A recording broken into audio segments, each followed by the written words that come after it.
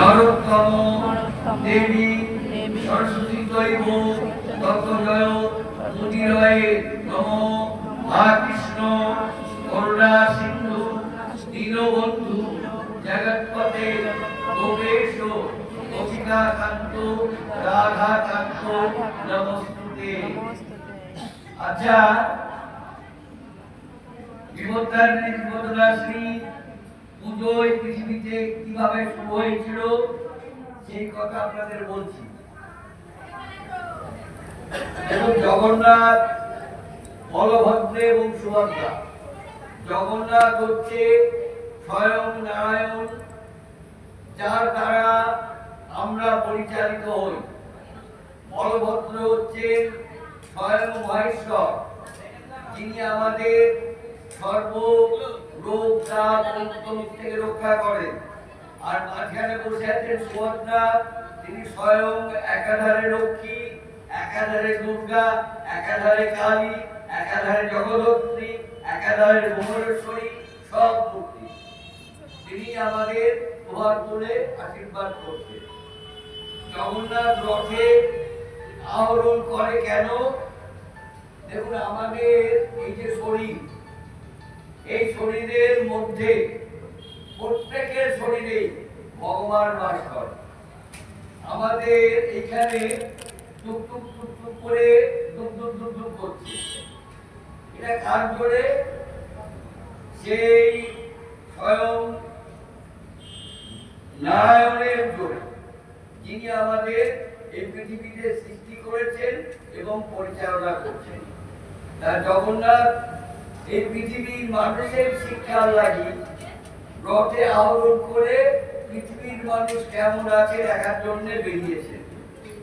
সেই রকম আমাদের শরীরটা একটা রথ, ঠিক আছে? এই শরীরটা সারা বছর যদি আমরা ঠিক মতন গুরু ভজনা করি, ঠিক মতন ভগবানের চরণে মনোনিবেশ করি, তাহলে আমাদের শরীরটা ঠিক থাকবে এবং আমাদের শরীর রূপ রথ সব জায়গায় বিতরণ করতে পারবে। এবং আমাদের নয়ন চক্ষু, দেখুন, সকলের আগে যায় দৃষ্টি। কেমন? ওই যে বাড়িটা দেখতে পাচ্ছি, তার মানে দৃষ্টি। আর জগন্নাথ স্বয়ং কি করেছেন? আমাদের যেমন চোখের পলক আছে, জগন্নাথের দেখুন চোখের পলক নেই, ঠিক আছে? তিনি সারাদিন এরকম করে আমাদের দিকে দেখছেন আমরা কি করছি, ঠিক আছে? তার নয়ন পথে আমরা পথি। তাই পৃথিবীর মানুষ যখন বিপদ সম্পদ হলো, বিভিন্ন রকম বিপদ আপদের দ্বারা আক্রান্ত হলো, তখন নারদ গিয়ে বৈকুণ্ঠ ধামে স্বয়ং লক্ষ্মী এবং নারায়ণ বসে আছে, লক্ষ্মী নারায়ণ শিব দুর্গা সব বসে আছে।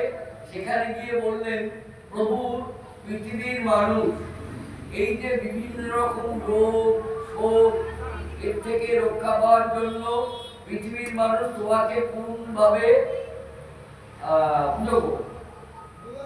তখন স্বয়ং ভগবান বললেন, পৃথিবীর মানুষকে রক্ষা করে স্বয়ং দুর্গা,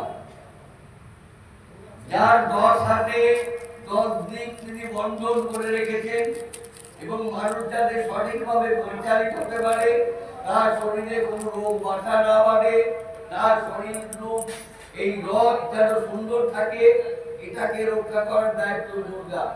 তাই পৃথিবীর মানুষকে তুমি গিয়ে বলো যে এরা যেন বিপত্তারিণী বিপদ নাশিনী রূপে দুর্গাকে পুজো করে। এই কথা শুনে নারদ পৃথিবীতে এলেন এবং পৃথিবীর জনগণকে বললেন, তোমরা সবাই যে শুক্লা আষাঢ়ের শুক্লপক্ষের যে দ্বিতীয়ায় রথ হয়, সেই